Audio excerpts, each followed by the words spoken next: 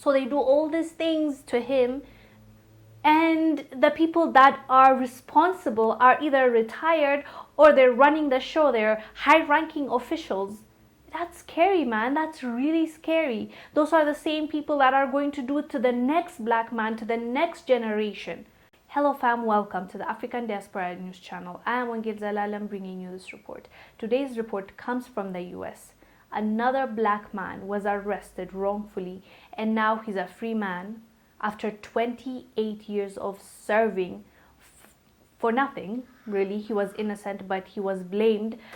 They said that he killed someone, which now they're saying that they were wrong, and they are now giving him $9.8 million for a settlement. Let me read for you the article. We'll come back and discuss. A man who spent 28 years in prison for murder he didn't commit is about to receive $9.8 million in settlement.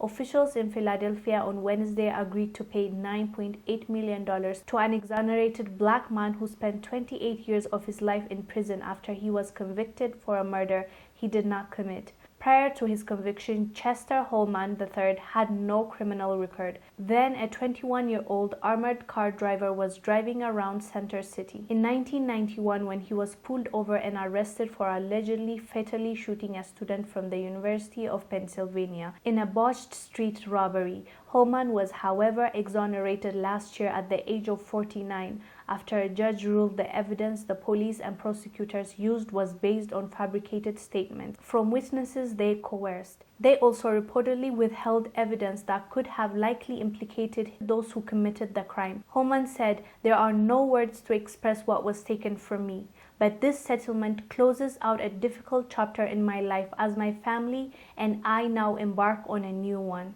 Holman's settlement, which is one of the largest ever for an exonerated person in the city's history, comes in the wake of the other seven-figure settlement authorities have had to pay for acts of misconduct committed by the city's police between the late 1980s and 90s. Since 2018, they have had to fork out over $35 million of taxpayers' money to settle over a dozen people who were wrongfully convicted. City officials agreed to Holman's settlement even before he filed a lawsuit.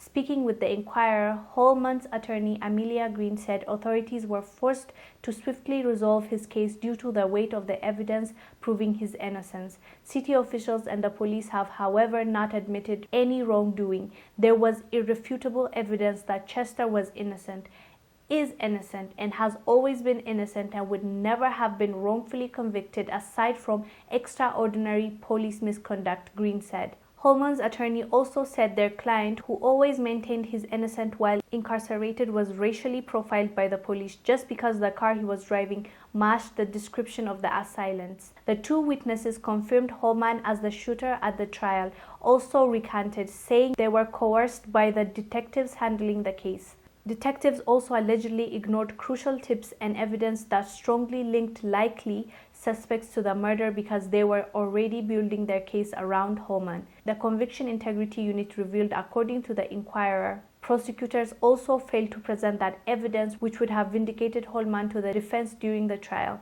Meanwhile, the detectives behind the many wrongful conviction cases the city has had to settle have either retired or are still with the force and have risen up the ranks. You don't have this many exonerations from one cohort of detectives unless it was a pervasive culture, Green said. There's no way that the highest ranks weren't aware. This man, when he was being arrested, he was in his early 20s.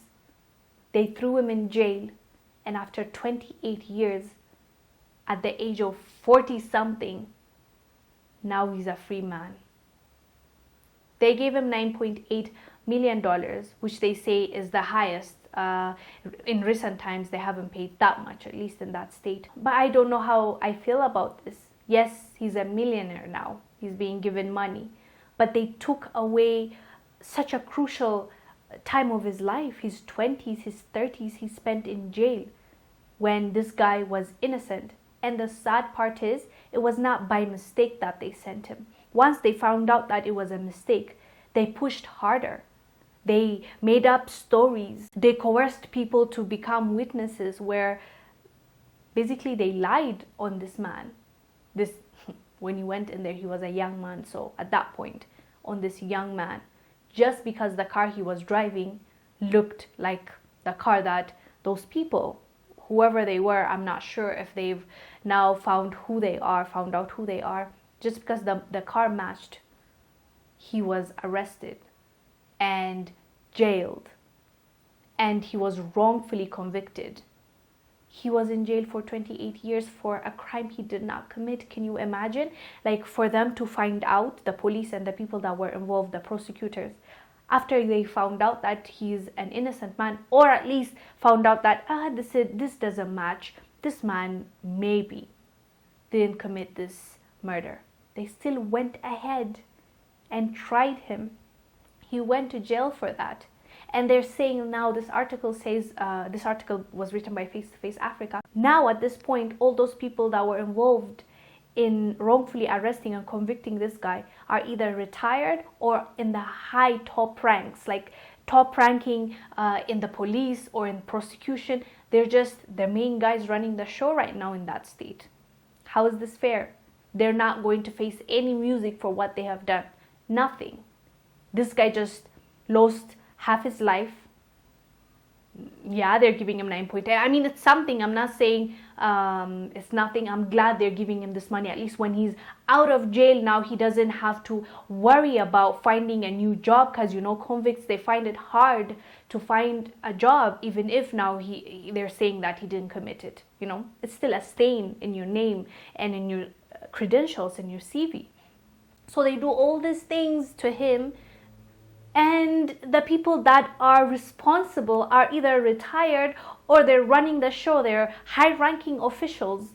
That's scary, man. That's really scary. Those are the same people that are going to do it to the next black man, to the next generation. This is really sad, but I guess I'm happy for him that he got this money. Hopefully he doesn't have to worry about going forward what he's about to do until he dies. I really hope he uses this money smartly, because it's really easy to spend 9.3 million. I mean, you can finish it in one day if you want. It's getting it that's hard. Losing it is not that hard. So hopefully he'll be smart with his money and provide for his family, and going forward he just relaxes and chills and, you know, try not to be bitter. I don't know how you can not be bitter, but you can attempt, I guess.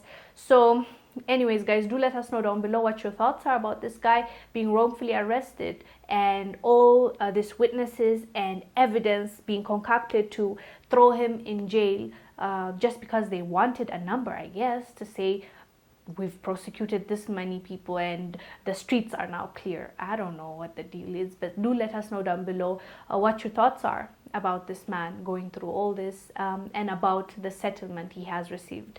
I am Wongel Zelalem bringing you this report. I'll see you on the next one. Bye.